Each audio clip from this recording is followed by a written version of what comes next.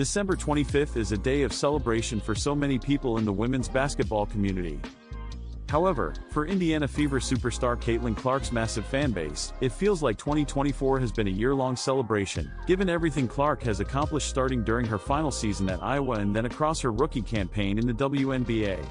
Clark's most recent accolade arrived on December 24th, when she was named AP Female Athlete of the Year. Surely there were plenty of Clark fans who received Fever jerseys and other related merchandise on Christmas Day.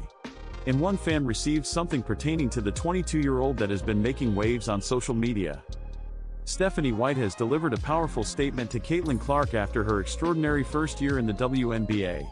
Clark, 22, has made a tremendous impact on women's basketball, delivering one of the most remarkable rookie campaigns ever seen in the league. Playing for the Indiana Fever, she earned the Rookie of the Year title, shattered records for single-season and single-game assists, surpassed the rookie scoring milestone, and became the first rookie to record a triple-double. Her efforts also saw her secure a spot on the All-WNBA first team. The WNBA has grown exponentially in the past year, especially thanks to the arrival of rookie stars such as Angel Reese, Cameron Brink and, of course, Caitlin Clark. It's been reported that Clark has helped boost the league's viewership and break attendance records, and it seems like they want to capitalize on her fame with a major plan. The WNBA is not oblivious to Clark's stardom, and, according to sources, eventually will schedule a Fever game overseas to capitalize on her Q rating, Tom Friend wrote for the Sport Business Journal, according to Sports Illustrated. The Q score is a metric used in the United States to measure the familiarity and appeal of a brand, celebrity, company or product. Privately, the plan is to market the Fever like they're America's team, Friend added. According to Tim Reynolds of the Associated Press, Indiana Fever games featuring Clark drew an average of 16,084 fans, nearly double the 8,552 average at non-Fever games. The Fever also set a record with an average regular season attendance of 17,036 per game, totaling 340,715 fans, a franchise high. The Los Angeles Times reported that Clark's regular season games averaged 1.2 million viewers, a 200% increase compared to games she didn't play. Additionally, WNBA TV viewership saw a 300% overall increase attributed to Clark, with Fever games accounting for 45% of the league's total broadcast value. Yes, the WNBA has played games outside of the United States before. The 2023 and 2024 WNBA Canada Games were held in Toronto and Edmonton, while the Atlanta Dream played a preseason game against the Great Britain women's national team in Manchester, England in 2011. Another WNBA preseason game was played in Monterrey, Mexico in 2004. Caitlin Clark is thriving financially despite her modest WNBA salary. On Wednesday, Sportico released its list of the highest-paid female athletes, placing Clark at number 10, just behind Simone Biles.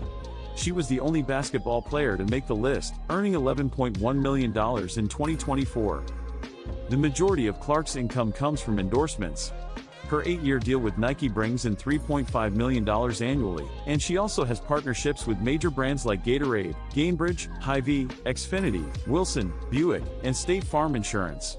Indiana Fever general manager Amber Cox has come forward to defend the team's controversial decision to leave backup center Temi Fagbinal unprotected in the WNBA expansion draft, a move that has left fans reeling.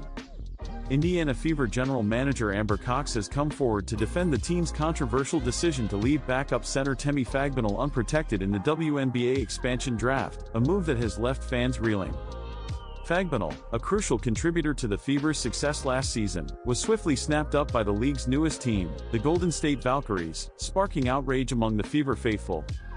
In a recent appearance on the In Case You Missed It podcast with Christina Williams, Cox addressed the backlash, explaining the rationale behind the team's contentious move. It's really part of an overall plan, which, hopefully, everyone will see unfold throughout the offseason, Cox stated. These decisions are never easy, but they're made with a long-term vision in mind. Cox's comments did little to soothe frustrated fans, who see the loss of Fagbinal as a significant blow. Known for her consistency and defensive prowess, Fagbinal was viewed as an integral piece of the Fever's puzzle as they aim to climb back to WNBA prominence. While Cox promised that more moves are on the horizon, the pressure is mounting. The Fever face a pivotal offseason, with the future of two-time All-Star Kelsey Mitchell hanging in the balance. Mitchell, who averaged 19.2 points per game last season alongside rising star Caitlin Clark, is set to become an unrestricted free agent in January. Losing Mitchell would be a devastating setback for a team already reeling from Fagbinal's departure. Fans are also curious about how the Fever plan to navigate the WNBA free agency period, which Cox hinted will be critical to their strategy. "We understand the passion of our fans and their connection to our players," Cox added. "We're committed to building a roster that can compete at the highest level." The Fever's off-season decisions will be closely scrutinized as supporters anxiously await the next chapter in the team's journey. For now, though, Cox's call to trust the process faces a tough sell to a fanbase hungry for answers and results.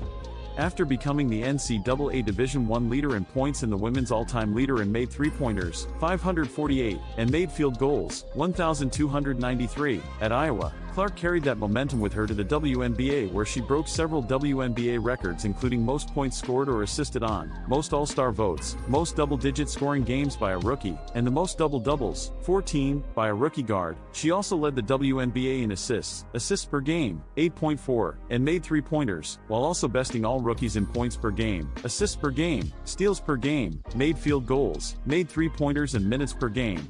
Clark also shattered several rookie records, including single-season points, single-season assists, single-game assists, and made three-pointers in a single game, 7, and she also became the fastest player in WNBA history to reach 300 career assists, the only rookie ever to record a triple-double, and she was the first player in WNBA history to lead the league in assists per game and made three-pointers in a single season. Clark's record-breaking season led to her earning several accolades, including Time Magazine's 2024 Athlete of the Year, and now she can add another impressive milestone to her growing legacy as the Fever announced Clark was named the 2024 Female Athlete of the Year by the Associated Press on Tuesday. Caitlin Clark's rookie season was a challenge for the Indiana Fever. Of course, Clark was under the microscope for the entire season, every move scrutinized by fans and critics. However, that intense pressure was also shared by her Fever teammates, who often were caught in the crossfire of the media frenzy around Clark. Fever All-Star Kelsey Mitchell talked about that in her latest piece for the Players Tribune. In the article, Mitchell said that instead of the pressure splitting the team, they instead grew stronger together. The Fever guard said that she was proud of everyone for battling through their adversity. Mitchell also had a short message for Clark. The Fever guard said that she was proud of her teammate and that she hoped she helped her through her rookie season. Clark and Mitchell formed one of the most potent backcourts in the WNBA last season.